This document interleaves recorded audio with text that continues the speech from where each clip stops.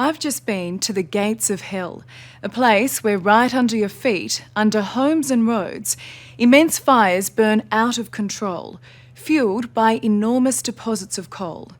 These fires are scarring the land and poisoning the people in a forgotten corner of India. It's an environmental disaster and it's raged unchecked for close to 100 years. Now, over 1 million people are quite literally living on top of a firestorm.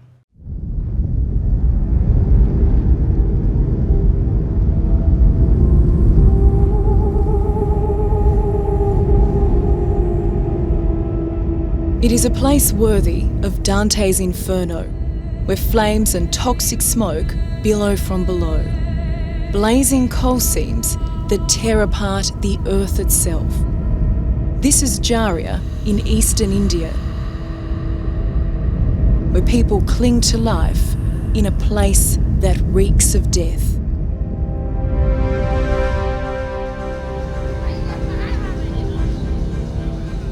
You're looking at a tragedy unfolding. We are not able to do anything to save these people. For coal miners, this resource-rich region is a land of opportunity. For anyone else, it's hell. I can't handle the smell, actually, once we get out. It's too overwhelming. Jharia is just one of thousands of coal seam fires burning across the globe. Together, they pump billions of tonnes of toxic and greenhouse gases into the atmosphere. But nowhere is it like Jharia, where there's 60 square kilometres, an area the size of 12,000 football fields, of scorching earth.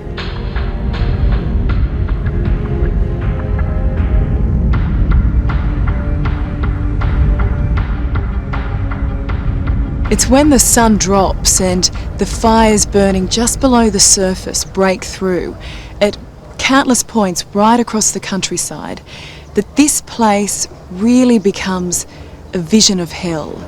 The thought of living here is unimaginable.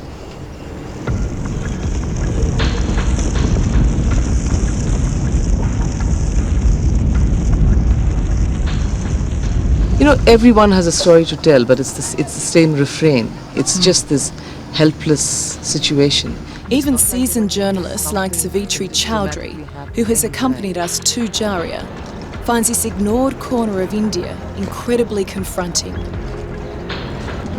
Honestly, it just, you realize how privileged you are, and also it gives you a terrible sense of guilt because, it's horrible what they're going through.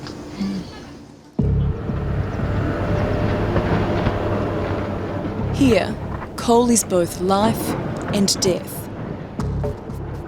It's big money for the state-owned, privately run companies operating the mine. But there are few jobs for the unskilled locals. They must scavenge coal to survive.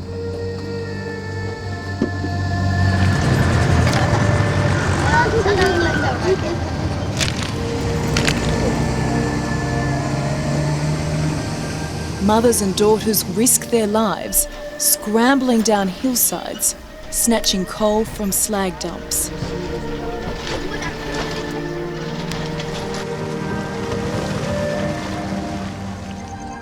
And if they're caught by the mine's guards, they'll be beaten.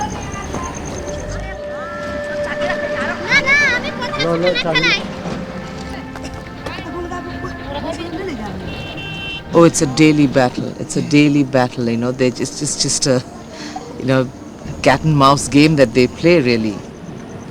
How much do they get for that coal when they sell it? Honestly, they don't get more than 20, 25 rupees. Which is US dollars? 50 cents.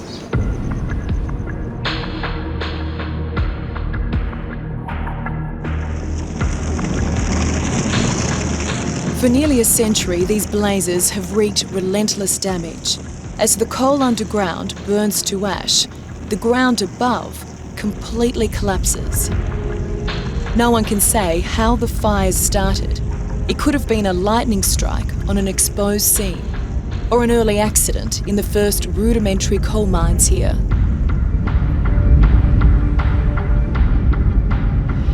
But whatever that spark was, a force of nature was unleashed that couldn't be contained. And the people living above the inferno continue to pay a terrible price. Houses, entire villages simply swallowed up by the earth. You know, I've come back here in 2 months and I'm amazed to see how quickly it's moved. In the sense that there were houses here, they've all just disappeared. So it's really moving in fast.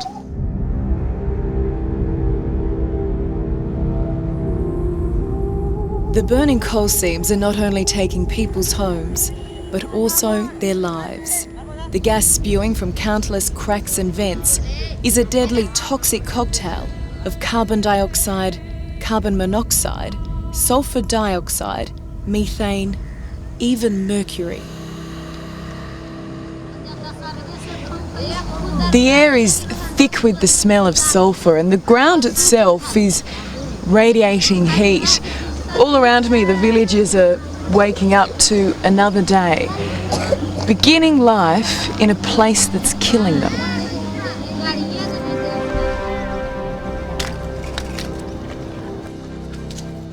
Amelia is probably about 40, but she looks far, far older, her body ravaged by the conditions here.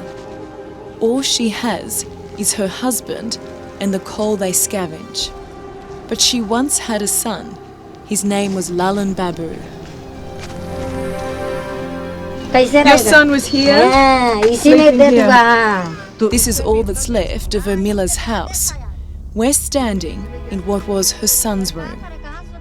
One night he went to bed and was killed by gases from the fire below. It was winter, we didn't have enough warm clothes, so which is why they were sleeping in the room which was slightly warm because of the gases, and they went to sleep and he just didn't wake up. I mean, you would think that someone's just come and dropped a bomb on that place. Yes, exactly. That is how it looks. Ashok Agarwal was born here. He's educated, wealthy, and could easily leave. But he stays to fight for this forsaken place and its people. We are the people who are suffering. In fact, there is a paradox. Rich land and poor people. This is perhaps the richest land in the country. And you see the poorest people here. So it's a human tragedy.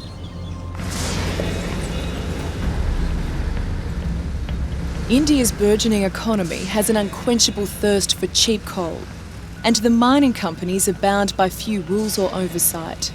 Journalists, especially Western journalists, are refused real access. Filming undercover was the only way we could expose a tragedy that many believe the mining companies have no interest in tackling.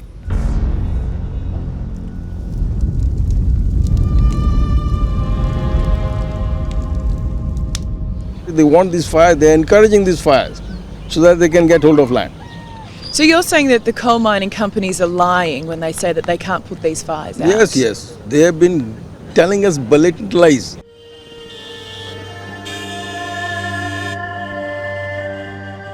Despite the threat to so many homes and livelihoods, Ashok has surprisingly few supporters.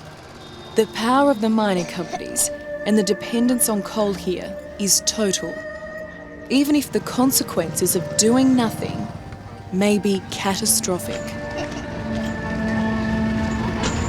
So your whole town could disappear?